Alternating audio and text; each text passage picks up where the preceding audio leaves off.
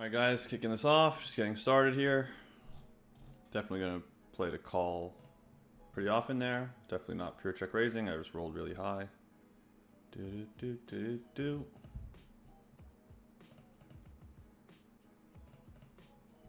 I think leading even smaller than this is maybe slightly better. I think checking's not bad. I have asymmetry around the 4x block, plenty of bluffs, he can still have a 4. I think PSB is probably a good answer. Worried about 9-7 suited, not worried about 9-7 off. Don't block 9-7 suited. Definitely have plenty of bluffs here. I have 9-10 still. I have clubs.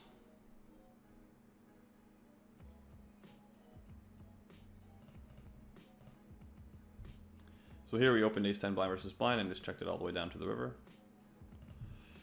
And we lose to ace-jack. It's fine. We're going to end up betting smaller than this. We expect to be up against a full weight of ace-king. Fortunately on this board, that's only 4 combos. Heard tons of great things from Ape Styles about you. Had to follow and sub. Really appreciate that. Thanks, man. And I appreciate Ape Styles too. That's awesome. Going to be peeling this versus 4-bet. It's very difficult to fold pairs in these situations. It's not impossible, but it's very difficult, especially with the pocket nines. It's a pretty interesting flop. Going to check raise actually. I think that's... I could be wrong. It's actually a pretty interesting one. And because the 4-bet pot, it's actually not that bad to just like run it like almost immediately after the spot and check. Just gonna fold this versus 4-bet. That does take it down there.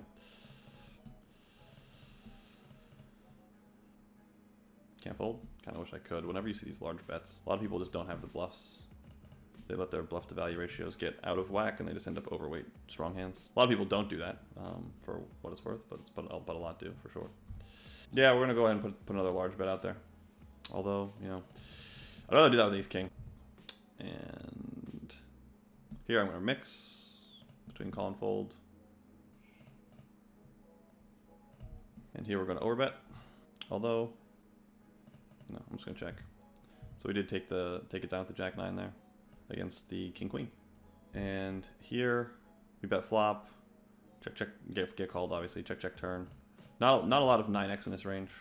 Situation should probably get checked often when I check, if I had to guess. I think it's a pretty decent situation for me to bet like this. I think this bet makes lots of sense. Basically, it's not very easy for like it's a bluff that it's a situation where I would bluff a lot to a sizing choice that's very much like that one, and that's because when I bet the flop here, the hands that can call, like obviously like ace x, queen x, 5x, like those are obvious to all of you. But then like the less obvious hands that you think about like kind of quickly are like 4-3 suited, king jack, king 10, jack 10. And so like none of that's a 9. so like the 9 ends up being like two things end up happening. One is when I turn a pair of 9s, I end up pure checking. I don't bet a pair of 9s on the turn, I just check it. 2, because it beats a pair of 5s. It would be different if the turn was like a pair of 4s or something. If the turn was a pair of 4s, maybe you could bluff with that sometimes trying to take out 5x. I don't think it's a good idea. I think you should just check with a pair of 4s also. But for sure I'm not going to be barreling a pair of 9s. So I have a 100% check on my 9x block. My opponent doesn't have a 9x block, so when my opponent, for the most part. So when my opponent checks back, like you might have, you know, and my opponent isn't going to be checking back 2-pair often. So there's not going to be like a lot of like ace 9, queen 9, 9-5 suited even in the checking range for in position. So like when the 9 pairs, it ends up being something that's like, you know, the language I use is it's just an asymmetric piece of the, it's an asymmetric advantage that belongs to me. So over here, I'm going to be using overbet. I think this is a good situation for it. And at 1-2, I'm winning for close to 3.5 big blinds per 100 for over 300,000 hands. So I have played like a decent amount of cash at this limit. I haven't played a lot at 2-5 just because I'm pretty respectful. So like I tend to think that the guys that grind it all day long at the highest stakes that this format runs at, which is 2-5, like the daily Zoom game that actually runs is 2-5. Like those players like really know their shit, I would assume, and so like they have a big edge on me. I would also assume that. So just out of respect, I don't really play much 2-5, but there's a nice filter on the 1-2 pool, and the filter is basically like, the filters go something like, this is by the way, like, I think it's very difficult to overbet here. He's got a full weight on king 10 probably, also probably has a full weight on ace jack, so I think overbet's like very, very challenging. And I think that this hand looks like it's super easy to value bet, but I actually think it's quite thin. Like when I overbet the flop and then pot the turn, the ace x block becomes indifferent on the turn, like for sure. So I'm actually gonna check this back. I think I have too many value bets. I think this is quite thin. And we did get lucky on that river, but we obviously have a lot of outs. I mean, we went on any board pair. We went on a 10. We went on that card. We went on a king. It's not about money. I just like, you know, I prefer to, I like to play poker where I feel like confident that I have an edge. It's just the way that I grew up playing the game. It's just the way that I think about the game. Could have 5-bet jammed the jacks. Actually, I think I should mostly have 5-bet jammed the jacks. I don't think it's a mistake to call, but I think that it's mostly a shove pre-flop. I think it's a sufficiently bad flop to fold even against 10%.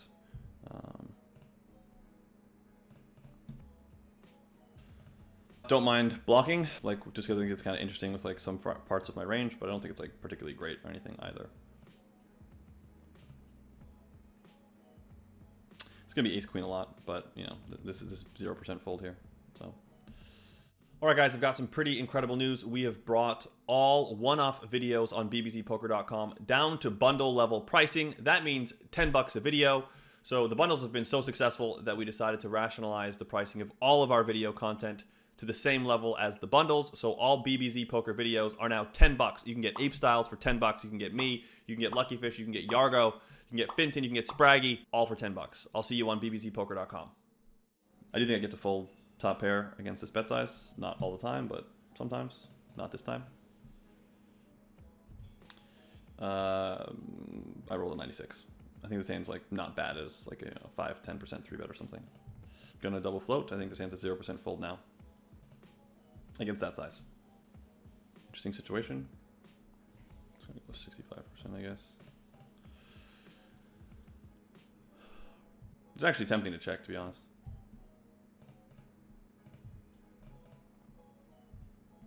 Yeah, there's a lot of that, right? I mean, there's a lot of that. Like, there's a lot of like, I mean, he did have like, you know, the best ace-x hand to call with, but there's a lot of ace of diamonds in the range. It's kind of debatable if he's good enough to check raise it or not.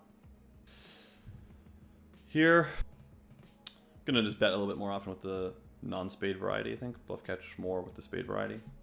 That might be wrong, but that's what I'm doing. I think now we just bet and.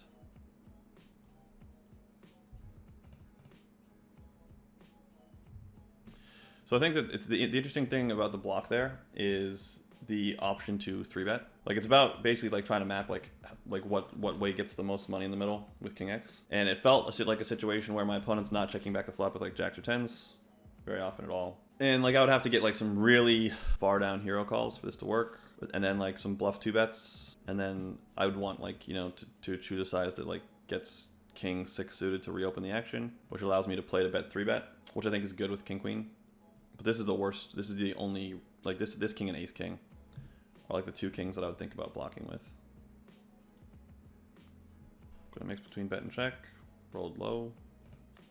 Going to use high frequency bet against flop check. I think it's probably difficult to use overbet. He's probably got king jack. He might have queen x still. So basically, like when the more like nut combo someone has, the small like it's gonna be harder to like go over to like start overbetting and like driving in tons of money, particularly from out of position. That's why I'm referencing the strongest hands that they can have, is because that's what I'm thinking about when I think about how big I want to go. It's interesting. Obviously, I lose to the range that does this and is telling the truth. So I'm gonna call and check the river and lose to a queen. When he's value betting, we lose. On BBZ, we've got Way's new bundle. We've got Birdie streaming a little bit now, and his new bundle is going to be released relatively soon. I think Way's actually going to start streaming soon, which I'm super excited about. What else? You guys should, I mean, I keep mentioning the charts. I really think that if you don't have the BBZ Poker charts, you know, at $20 a month, I just think that that's a mistake. So this hand class, having an ace matters for calling. It's kind of like an overweight call relative to the alternative fives I can have. I'm going to lose to a pair of nines a lot. I think I want to introduce some amount of fold, because I think this is probably overweight value. I do think this hand probably pure calls, but I wanted to introduce some amount of fold. Yeah, I'm not surprised that it's a 9. And I did introduce around a 25 to 30% fold is where I would have been mucking that hand. And again, I do think that the hand with the ace kicker pure calls. So that's like one of the ways that I can, you know, you can exploit your opponents. So even though like I didn't fold that time, which doesn't really matter, by using a randomizer, like I still represented the fact that I thought I could exploit that opponent, because I folded a hand that I think probably just has no business really folding. Yeah, I'm just gonna, I think, peel here. If I thought that this player had been like playing all of the hands in a really crazy way already, I would 3-bet call. I don't think I'm going to be able to get it in really good on the flop, but we might see some more aggressive turn play from this hand. I think raising the flop's good, but like, against like someone who's probably more of a casual player, I can decide when the equity goes in a slightly different way and just do it when I know I have a really robust advantage. So like, for example, if he gets it in with like a bunch of, if like when I raise, like a lot of the investment comes from like something with a queen in it, I'm not really doing anything by raising. It doesn't really accomplish much for me. And against a recreational player, like what's probably a recreational player, I'd rather, I can kind of like manipulate when action takes place whenever I want. I don't have to be as balanced everywhere. Pretty easy, I think. Like mandatory, basically, at that stack depth. Win the first one. Queen on the second one. Boom! It's good to run good, ladies and gentlemen. It's good to run good. There we go. That was a little fun one. It's fun to run it. It's also fun to run it and win. We won a little bit today. Not a lot. Probably won about 150 bucks, if I had to guess. So just under a buy-in. Yeah, it's an interesting situation between betting small and betting larger. Gonna overbet turn.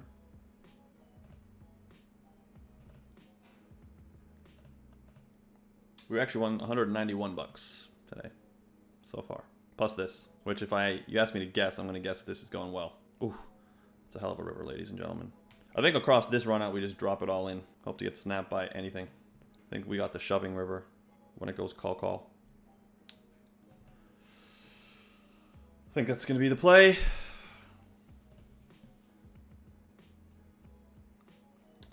We tried.